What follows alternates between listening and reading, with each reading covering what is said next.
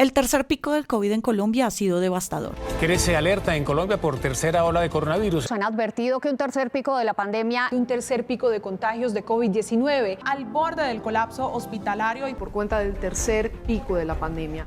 Es el que más muertos y contagiados ha dejado y además ha sido el más largo, tanto que al dibujarlo ya no pinta como un pico, sino como una extensa meseta con un pico, que parece al fin estar pasando.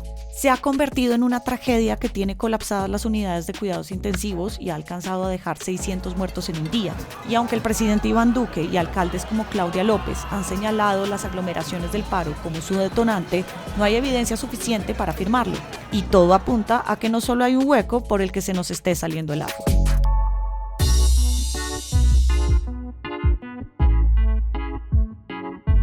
Colombia sufrió su primer pico por COVID entre junio y agosto de 2020 y el segundo entre diciembre de ese año y febrero de 2021. En el primero llegaron a contarse al día algo más de 300 muertes y 10.000 personas contagiadas. En el segundo, casi 400 muertes y 15.000 contagiados.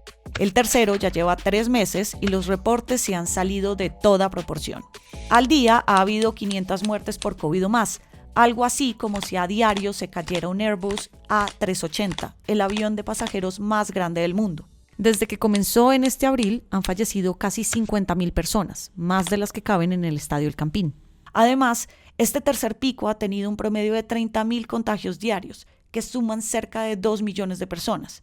Es decir, casi la mitad de todos los casos confirmados desde que arrancó la pandemia y como si toda la población de Barranquilla se hubiese contagiado en solo 3 meses. Esa cifra suena aún más dramática si se compara con las de un país con una población similar a la de Colombia como Corea del Sur, que no supera los 800 casos diarios desde el inicio de año. Además, desde mediados de mayo somos el país de la OCDE, el combo de países ricos al que recientemente entró Colombia, con el número más alto de contagios y de muertos diarios por millón de habitantes. Eso sí, Colombia no es el único país que ha tenido picos con cifras altísimas de contagios. También ha ocurrido en otros países, como Argentina, que superó los 700 casos diarios por millón de habitantes en su pico de finales de mayo e inicios de junio, al igual que España en su pico de enero. Esa es una cifra a la que Colombia nunca ha llegado. Y en muertos por millón de habitantes, la tasa sigue siendo menor que las de los picos de Perú o Brasil, pero se acerca a la de Brasil. En todo caso, Colombia está en el top 20 de países con la mayor tasa de muertos por millón de habitantes, por encima incluso de los sonados casos de India o Estados Unidos. Este pico está pasando al tiempo que aumenta el ritmo de vacunación en el país, que ha funcionado para proteger al personal de salud y reducir las muertes. Sin embargo, ha sido insuficiente para superar la meseta en la que estamos porque la mayoría de la población sigue estando susceptible al contagio. De la meta de 37 millones de vacunados, hasta ahora solo 9 millones han completado su esquema.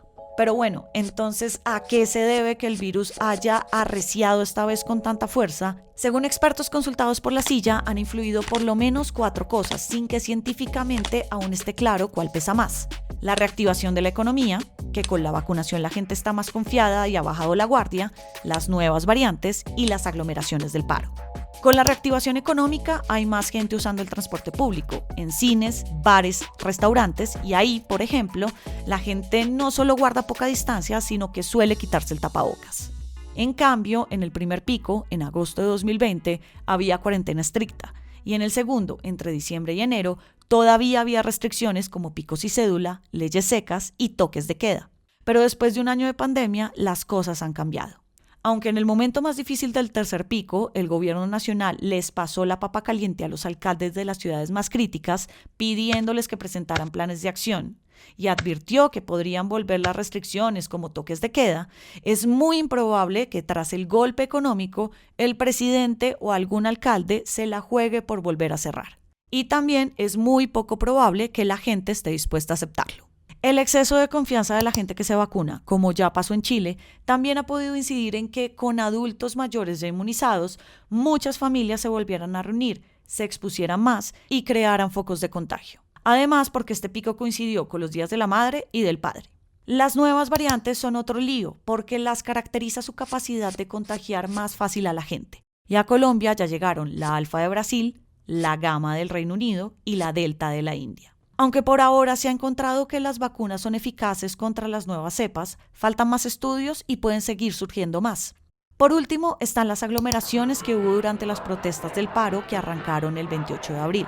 La tesis del gobierno es que eso es lo que más ha incidido en el aumento de las muertes y los contagios por COVID del tercer pico. Incluso hace unas semanas el presidente Iván Duque dijo que las marchas habían provocado 10.000 muertos por COVID, más o menos la mitad de las que hubo desde que comenzó el paro. Es un discurso que ha repetido su ministro de Salud, Fernando Ruiz, que ha dicho que los cálculos que tienen es que las protestas aportaron 50 de cada 100 muertes del pico, las variantes 30 y la reapertura económica 20. Pero el gobierno no ha mostrado un estudio que lo sustente y por eso, en su pulso con los promotores del paro, parece tener más motivaciones políticas que sustento científico.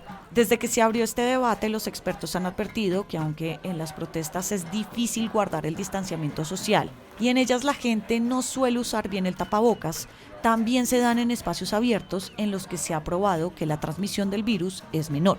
Además, han insistido en que es muy difícil calcular qué tantos muertos por COVID ponen las aglomeraciones de las protestas, porque no hay tantos datos suficientes sobre dónde y cómo se contagió la gente. En Estados Unidos, los estudios que se hicieron tras las protestas por el asesinato de George Floyd encontraron que, a pesar de que se extendieron por más de un mes y fueron realmente masivas en varias ciudades, no significaron un aumento en los contagios.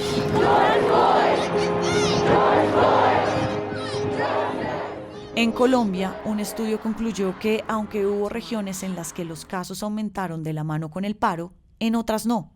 Además, hay ciudades en las que no hubo manifestaciones realmente masivas durante el paro y el pico está alto, como Cúcuta y Bucaramanga. Y hay otras donde sí hubo manifestaciones masivas, pero el pico llegó antes que el paro, como Medellín y Barranquilla. Por eso no se puede armar una relación de causalidad.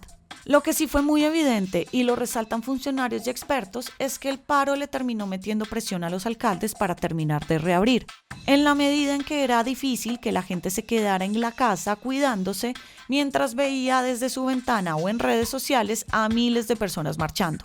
Además, con el desempleo y la pobreza disparados, el pacto implícito de encerrarnos todos para cuidarnos entre todos se fue rompiendo. Y para mucha gente fue cada vez más necesario salir a rebuscarse, salvar su negocio o protestar. Hoy, como lo muestra la última Inbamer Poll, lo que más le preocupa a la gente es el desempleo y la economía. En cambio, el COVID, que está en su peor momento y matando más que nunca, es lo que menos angustia.